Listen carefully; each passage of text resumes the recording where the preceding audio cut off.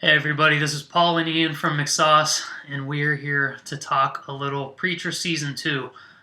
Season 2 comes out in June, and we got a little 31 second bit of a trailer. Mm-hmm. So, what'd you think? It was real short. It was a little teeny tiny taste of Preacher. When I heard about season 2 coming out, the first thing that I thought was, oh, I'm excited. I kind of like bits and pieces of Preacher, but then I remembered that I hated gigantic chunks of Preacher. I hated how it started, and I didn't like the last episode. So, but one of my biggest takeaways from season 1 that I didn't like was that it steered away from the the road trip, the traveling around America, which is pretty central to the Preacher story. It looks like clearly from this trailer, this tease, that they're driving, they're on the road. It looks like they go to a bunch of different locations. It looks like they're going to get into the business of what the heart of the book is.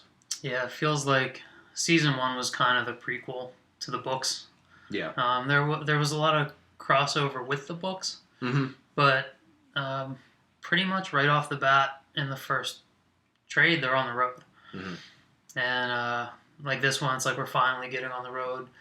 It looks like Jesse fights some of the religious guys.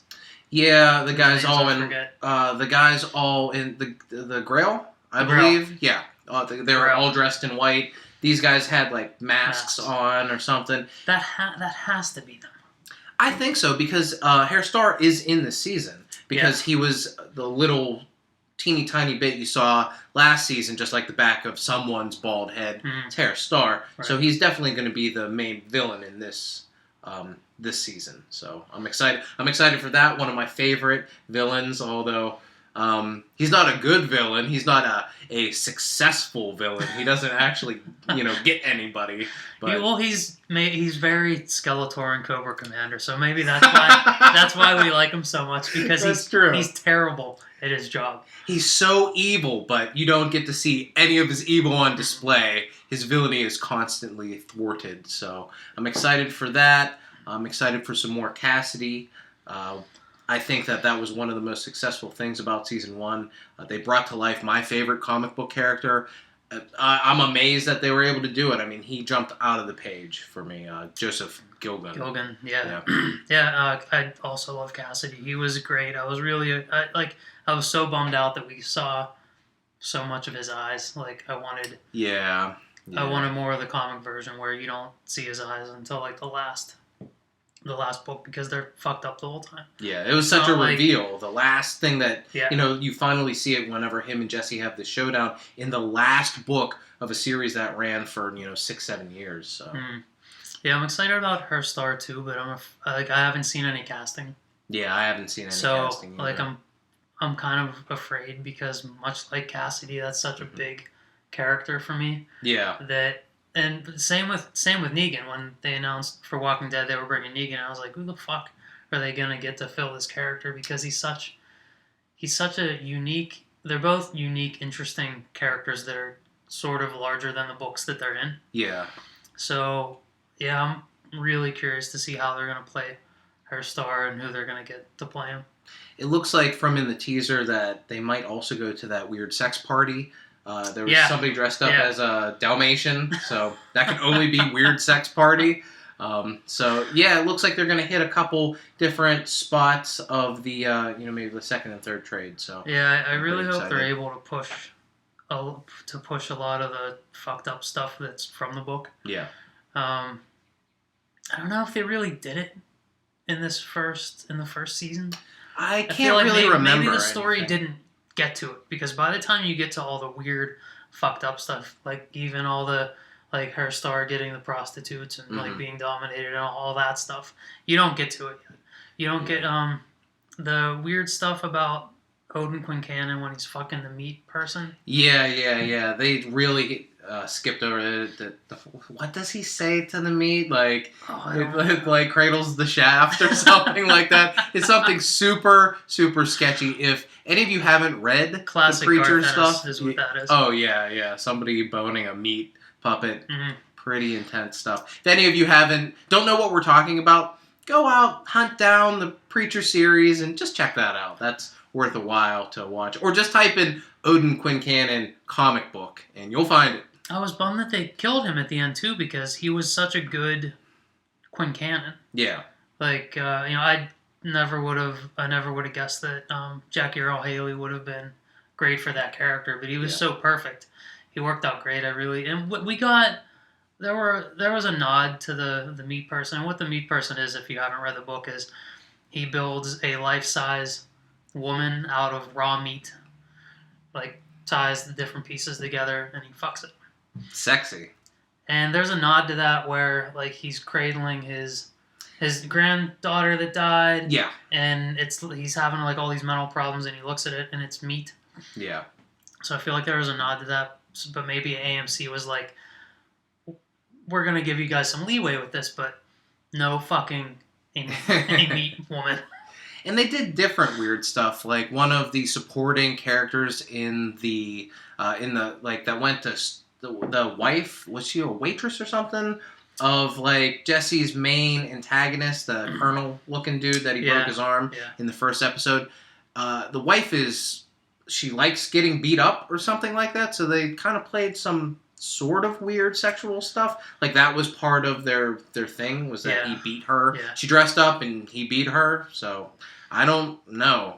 I like how they seems like you get the sense that she's the victim, and because you meet him, right, and like he's such an alpha guy coming after Jesse, and then she puts on the her deer in headlights act to Jesse, and then later on it turns out like she's kind of running the show the whole time. Yeah, and the colonel guy's kind of tired of beating her. So it seems like AMC is giving the showrunner some leeway to do weird stuff. They just chose to make up their own weird stuff to do it in the first season. It's strange. Like, this book has a lot of strangeness and bizarre behavior you can pull from anything. So I feel like there was a point where I wouldn't have been okay with a lot of the changes that they're making. Like, I wanted to be a little more stringent. I'm surprised that you still aren't at that point. I don't know. I guess it depends on the property and what people are doing with the property. But I kind of like that, Arseface in the books, he makes it, he's in the book. He's a real character, a live person in the book. But, they kill him in the first season. We think he gets sent to hell. But it looks like he's going to be the John Wayne character that's in Jesse's head. Yeah, and I think the entire run, he's going to be kind of that, like, stabilizing, conscious. I think that's a good choice for them to make. I think that modern audiences maybe wouldn't connect to John Wayne as well, and you get to know a little bit about Arseface, and it just makes sense that would be something that Jesse would feel guilty about, and that person could speak to him. For a while, I'm a big dummy, I admit it. I think the episode where Arseface comes back, I was like, oh, he's back. He got out of hell. Well, I think I was that way too, because we're dealing with heaven and hell and all this kind of stuff, and anything can happen. Like, there really aren't too many rules in the Preacher universe. So yeah, I thought, all right, they found a way. This is going to be a new mystery, but I also like that, now he's going to become part Jesse's of like conscience, the cast, and because in the books he kind of goes away for a couple of trades and then comes back. He's not always there, but I kind of like that character, and I like that he's going to be able to ride along with them and be part of the show. So I agree with that. Yeah, so I'm pretty excited. Comes out on AMC on June 25th, so we'll probably have more to say about it. I feel like that's early, but I could be wrong. Last year maybe. Santa Killers, excited? Yeah, I am. I like the way that they handled him last season, where they kind of run through his worst time on Earth when he has to go out and find medicine for his dying daughter, and he returns too late. He gets delayed by some people in the town that he goes to get the medicine. Western thugs. Western ruffians, if you will. And you get to see this moment in the first episode or second episode, and then there's a later episode where it's an elongated version where almost, if I'm not wrong, I think the whole episode is that same scene like over and over and over again, where it nails it home that this is hell and he's in a constant loop. So Yeah. I loved how they handled that. It drove me insane watching that episode. It made me feel like I was in hell.